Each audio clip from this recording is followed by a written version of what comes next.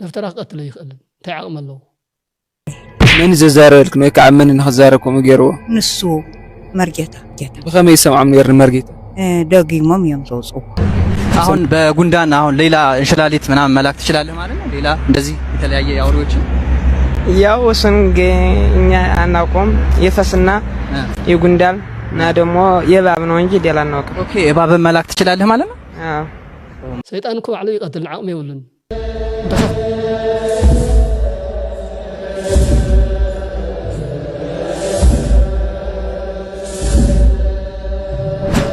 በስመ አብ ወወልድ ወመንፈስ ቅዱስ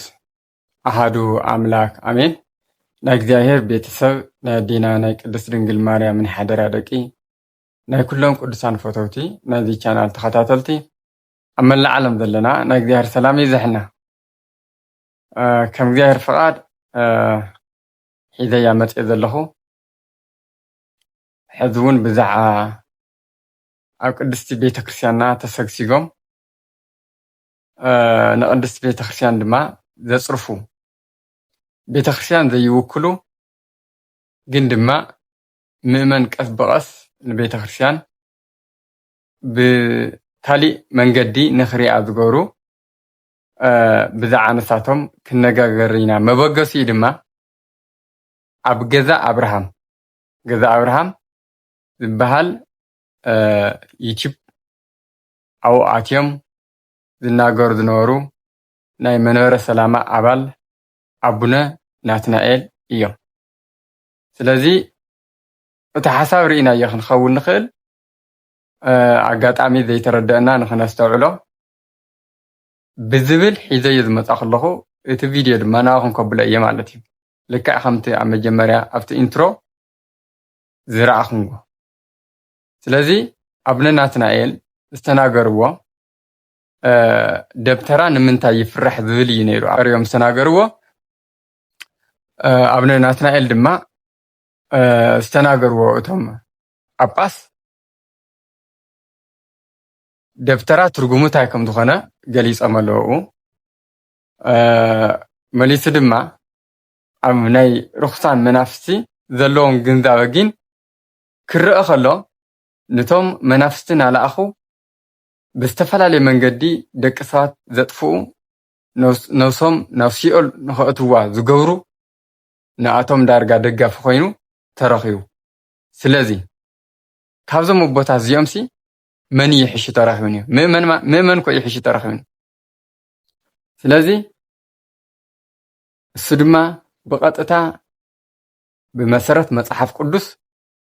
ኣጋንንቲ ኣብ ደቂ ሰባት ዝገብርዎ ፈተና መሊሱ ድማ ኣጋንንቲ ናልኣኹ ከም ዘጥቅዑ ዝተወሰኑ ምሳሌታት ድማ ክነቕርብ ኢና። ስለዚ መጀመርያ ደብተራ ትርጉሙ እንታይ ከም ዝኾነ ቅድሚ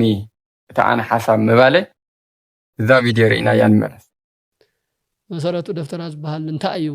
እንተልና እውን ካሊእ ትርጉሙ ካብ ስሙ እንተተላዕልና ደብተራ ማለት ድንኳን ማለት እዩ፣ መፅለሊ ማለት እዩ። ዓብይ ንብዙሓት ኣኪቦ ፅሊሉ ናይ ብዙሕ መዕረፊ ዝኾነ ማለት እዩ። ታቦተ ጽዮን ኣብ ድንኳን ትነብር ነይራ፣ ኣብ ደብተራ ጽዮን፣ ኣብ ደብተራ ብርሃን። ንቅድስቲ ድንግል ማርያም ኣንቲ ውእቱ ደብተራ ኢልና ንፅውዓ። ንስኺ ደብተራ ይኽንብላ ጠንቋል ማለት ድዩ? ኣይኮነን። ኣንቲ ውእቱ ደብተራ እንተ ተሰመይቺ ቅድስተ ቅዱሳን ካፍተም ዝተቀደሱ ካፍተም ዝተፈለዩ ዝተፈለኺ ንስኺ ኣማናዊት ደብተራ ብርሃን ኢኺ ናይ ኩሉ ፅላል ማለት እዩ። ኣብዛ ቪድዮ ዝረኣናያ እቲ ደብተራ ዝብል ስም ብካሊእ መንገዲ ከም ዝትርጎም ደብተራ ማለት ሰብ ከም ዝፈርሖ ስም ንሱ ከም ዝኾነ ኣልዒሎም ግን ኣብቲ ናይ መጀመርያ ብሓፈሽኡ እዚ ደብተራ ዶ ፍቁራ ዶ እንታይ ዶ እናተባሃለ ዝበሃል ናይቶም ኣማንያን እምነት ጉድለት እዩ ናብሉ ምስ ተዛረቡ ናይ ደብተራ ትርጉም ተዛሪቦም ኣለዉ። ደብተራ ትኽክል እዩ፣ ፅቡቕ ትርጉም ዘለዎ መፅለሊ ማለት እዩ። ደብተራ ማለት እመቤታችን ደብተራ ብርሃን ትበሃል እያ። ኣብ ብሉይ ኪዳን ደብተራ ኦሪት ዝበሃል ኣሎ እዩ። ደብተራ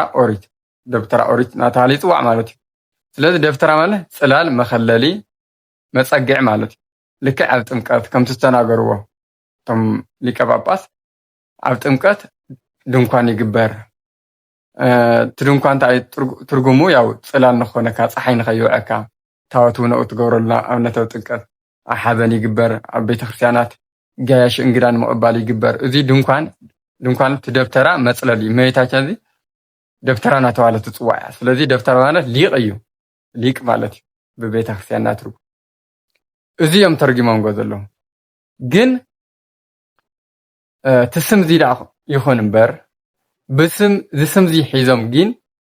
ክፉእ ዝገብሩ ኣለዉ ዶ የለውን ዝብል እዩ እቲ ዋና ሓሳብና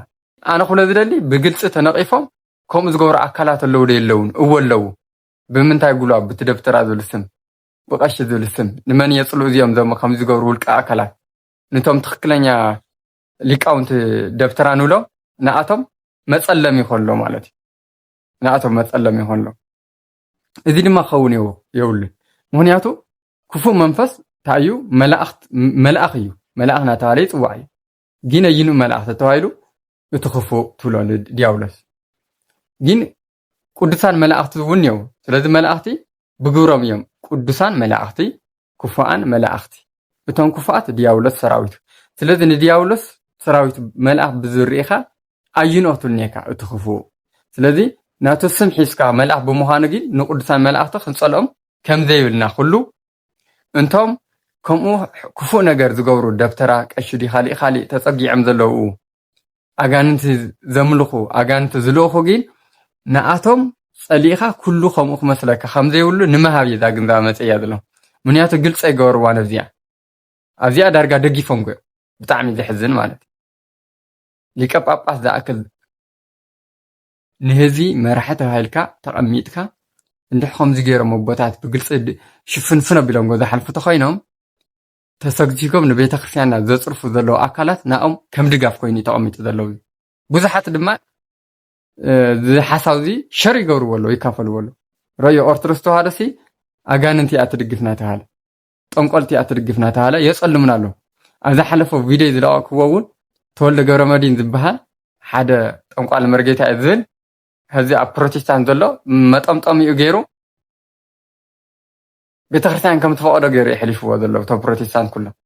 በዚ ኢና ንፅረፍ በዚ ምእመን ዝጠፍአና ዘሎ ስለዚ እዞም ኣጋንንቲ ዝልእኹ እዚኦም ኦርቶዶክስ ተዋህዶ ኣጥቢቓ እያ ትቃወሞም ተውግዞም መፅሓፍትና እውን ኣይቕበሎምን እግዚኣብሔር እውን ብፍርዲ ከም ዝቐፅዖም ብደንቢ ኣብ ዝሓለፈ ርኢና ኢና ይቐፅዖ እውን እዩ ካብ ጠንቆልቲ ካብ ኣጋንቲ ለኣኽቲ ካብ ቆፅሊ መፅሊ ዝጥቀሙ መናፍስቲ ካብ ዝልእኹ መተተኛታት ድግምቲ ስራይ ዝበሃሉ እዚኦም ኩሎም ርሓቕ እዩ ዝብለና እግዚኣብሔር ስለዚ ብዛዕባ እቶም ንኣጋንቲ ዝልእኹ ኣጋንቲ ዝስሕቡ ዝተናገርዎ ቃል ድማ እስክንርኦ እዮም ደብተራ ክቐትሎ ይኽእልን እንታይ ዓቕሚ ኣለዎ ዝቐትል ተኮይኑ ሰይጣን ዘይቀትል ሰይጣን እኮ ባዕሉ ይቀትል ዓቕሚ የብሉን እንተኸፍአ ልዕሊ ሰይጣን ዲ ኸይዱ ደብተራ ዓሰርተ ተኸፍአ እኮ ትሕቲ ሰይጣን እምበር ልዕሊ ሰይጣን ክኸውን ይኹንን ጠንቋሊ ይኹን መርዘኛ ይኹን ኣካልስ እቲ ልዕሊ ሰይጣን ዝኾነ ኸፍኣት ዘለዎ ኣካል የለን ዋላ ብዓቕሚ ደረጃ ብዚ ስጋዊ ዓቕሚ ብናይ ሕማቕ ዓቕሚ ደረጃ ኸድካ እውን ትሕቲ ሰይጣን እምበር ልዕሊ ሰይጣን የለን ኣብዛ ቪድዮም ድማ ደብተራ ልዕሊ ሰይጣን ክቐትል ኣይኽእልን ደብተራ ኣይቐትልን እዮም ኢሎም ብሓፂሩ ትፍቲ ሓሳብ ዋላ ብስጋው ተርኢና የኳሲ ልዕሊ ሰይጣን ደብተራ ክቐትል ኣይኽእልን እዮም ኢሎም ዘሎ ብደንቢ ነስተውዕሉ እዚ 100% ነቶም ከምኡ ዝገብሩ ክፉእ ግብሪ ዝገብሩ ዘደግፍ ሓሳብ እዩ ክጅመር ከሎ ኣጋንንቲ ከመይ ከም ዘጥፍኡ ከመይ ከም ዝቐትሉ ኣይተረድእዎን ኣየስተውዕልዎን ምክንያቱ ደብተራሲ ልዕሊ ሰይጣን ኣይቐትልን ብስሩ እውን ኣይቐትልን እዮም ኢሎም ዘሎ እዚ እዩ ማለቶም ድማ ኣብቲ ሓሳብ ክሪኦ ከለኹ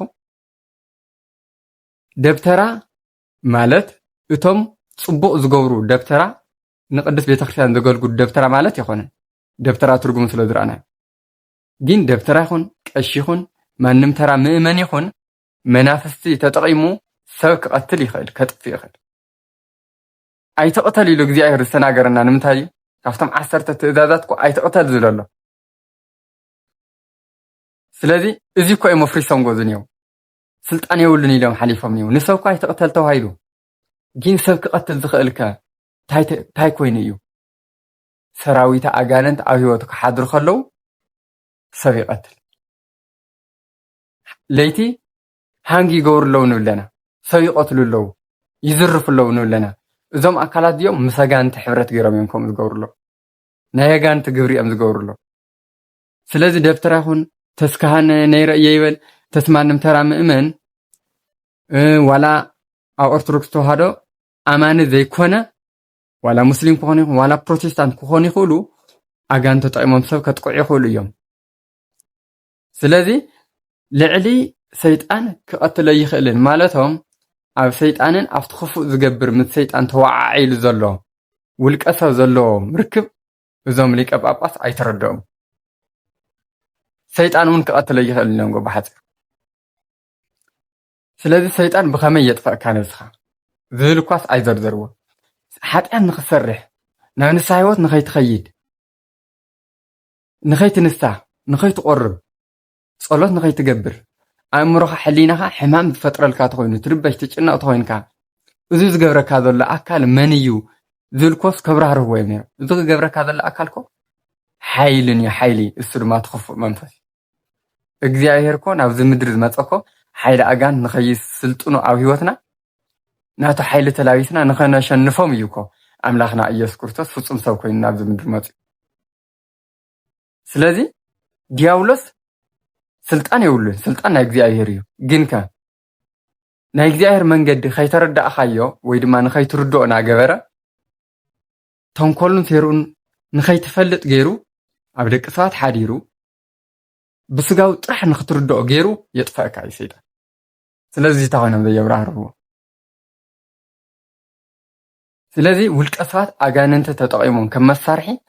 ኣብ ህይወቶም አጋንንት ሕዲሮም ተዋዓዒሎም እሺ ንኽብሎም ነብሶም ንዲያብሎስ ሂቦም እቲ ዲያብሎስ ንሱ ንኽእዘዞም ናብ ደቂ ሰባት ንኸጥቅዕ ይገብርዎ እዮም ምንም ሕቶ የብሉን ስለዚ እዞም ከም ዝገብሩ ኣካላት ነብሶም ንሰይጣን ተይወንጎ ንእግዚአብሔር ዝኸሓዲ እዮም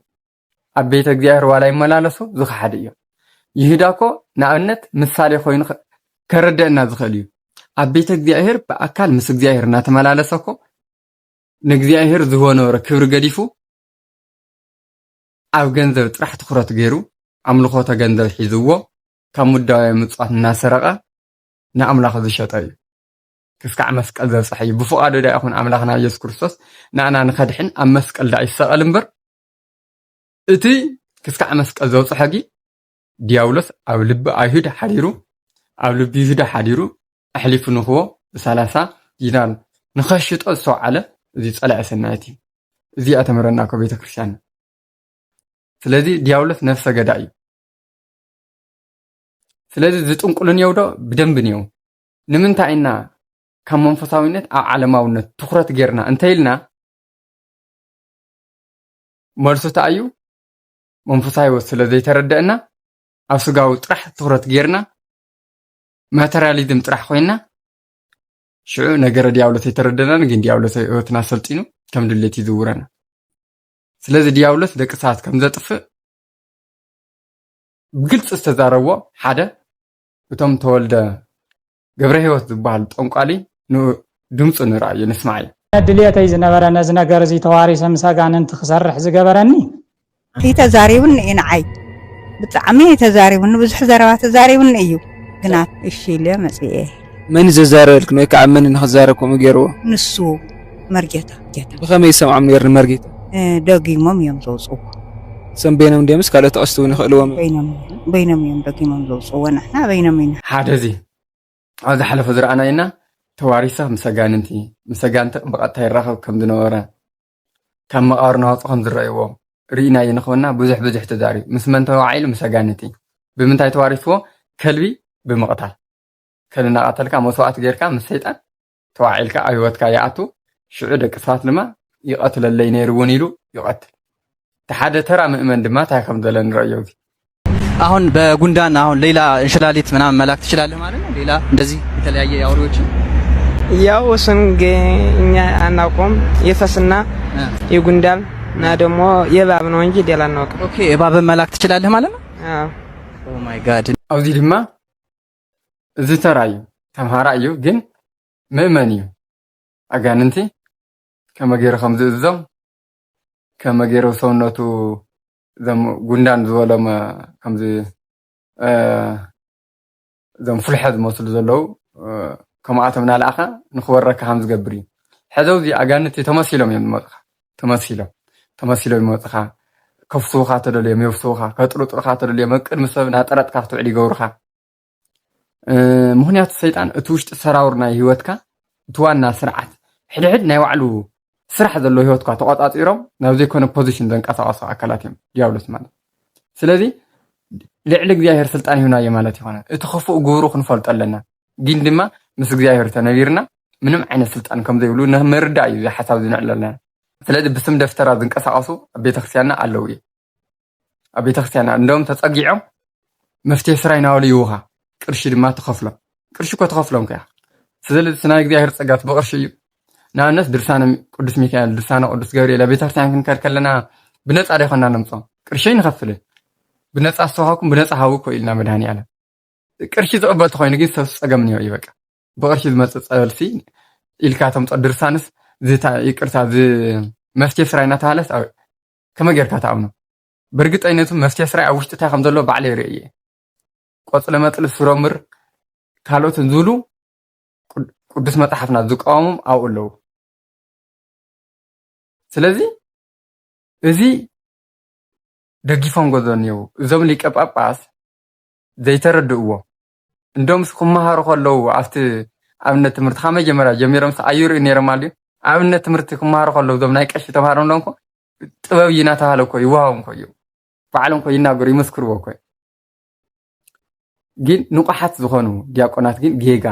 ጥበብና ኣእምሮ እግዚአብሔር እዩ ስሙ እዩ ናይ ወላዲቱ ጸሎት እዩ ስግደት ንስሓ እዩ ቅዱስ ቁርባን እናተቐበልካ እዩ እዚ እዩ ጥበብ ኢሎም ዝተረድኡ ዲያቆናት ግን ኣይቕበልዎን እምበር ብዙሕ ጥንቆላታት ኣሎ ኣጋንንቲ ዝልእኹ ዝኾነ ክታብ ይውኻ ክታብ ናብ መኪና ክትኣቱ ከለኻ ንኸይትኸፍል ይገብረካ ይብልኻ ኣብ ዝሓለፈ ከም ዝረኣኽዎ ቪድዮ ተመሊስኩም ረእይዎ ሰራቒ ንኸይወስደካ ንብረትካ ይብልኻ ዕዳጋ ክትኸድ ከለኻ እንስሳ ወይ በጊዕ ወይ ብዕራይ ወይ ጤል ክትሸጥ ከለኻ ብደንቢ ንኽሽየጠልካ ናብሉ ዝኾነ ጨንገርንያ ንኸየብልዎ ናፍቲ ዝሽየጥ ኣቕሓ ማለት እዩ ጥንቆላ እዩ መናፍስቲ ምስሓብ እቲ ናይ ኣምላኽና ሰምሲ ንዕቕናዮ ማለት ኮይኑ ኣብ ፀቢዕ ቤተክርስትያን ተፀጊዕኻ እፀ ኢየሱስ እፀ ህይወት እናተባሃለ ሓዳር ዝኣወየኩም ፍቕሪ ዝኣወየኩም ትምህርቲ ዝኣወየኩም ስንፈተ ወሲብ ዘጋጠመኩም እናበሉ ክንደይ ሞ ኢለ ክዝርዝሮ ቀስ ብቐስ ንወደፊት ክርየና እዚ ኩሉ ብቅርሾም ዝንግዱ ኣጋንንቲ እዮም ዝመልኡኻ ኣምላኽና ግን ኣምላኽና ስሙ ኢየሱስ